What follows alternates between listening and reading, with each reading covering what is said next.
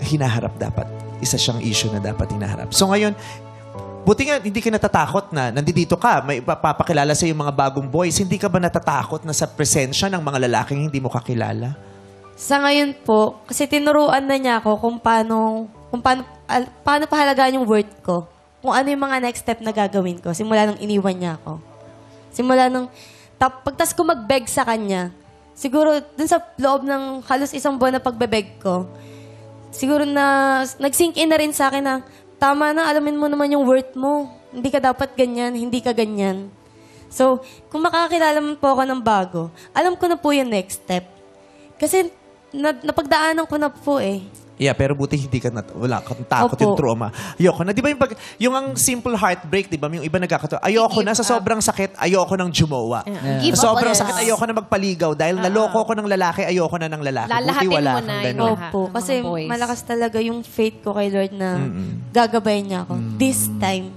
Kasi parang sa relationship namin, nawala ako kay Lord eh. Siya kasi nang siya yung inuna ko. Hindi na ako nakakapag-church. Hindi na ako nakakapag-devotion. So this time, alam ko na yung gagawin ko. Alam ko na yung next step. Kung Gusto mo to? Itong position mo now na nandito ka, Yes, may ma'am. makikilala ka mga okay sa ito. Okay. Pero after nito, kailangan yung kausapin mo yung mga magulang mo. Opo. Ha? Hayaan mong mapag-usapan nyo at matulungan kanila kung paano mga dapat gawin. Diba? Hindi to nadadaan sa chikahan lang na ganito eh. Opo. Yes. Okay. For your well-being. Thank you, Meme. I wanna give you a hug. Hindi naging madali ang pinagdaanan. Pero mukhang matapang tong bata. Mukhang malakas ang loob. Importante Opo. nakikita natin nakakapag-smile pa siya, tumatawa pa siya. May pag-asa at saka nakakakita pa rin ng kagandahan sa paligid. Kasi maaari niyang isumpa na yung mundo, di ba? Ayoko na, puro matatakon, di ba? Pero may nakikita pa rin siyang pag-asa Yes. na kahit may ganung nangyari, may nambasto sa akin, meron pa rin namang mga lalaking mapagkakatiwalaan at hindi ko isasara yung sarili ko doon. Di ba? Na hindi ko sila mamimit, hindi ko may experience yung kagandahan ng mga ganung Opo. pagkakataon dahil sa trauma na ito. At dahil Hindi din yung kasi- suporta ng mga magulang mo. Opo. Thankful ako kay Mama kasi lagi silang nandyan. Yeah. Si Mama nakakachikaan ngayon kada may crush ako na nilalandi ko eh.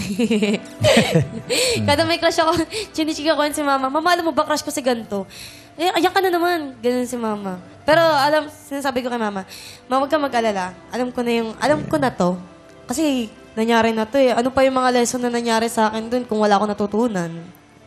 Yeah. Ganun po. Pero marami tayong bagay na sinasabi na hindi natin na-i-apply. Opo. Kaya be brave, be smart, be safe. Thank you, Meme. Okay.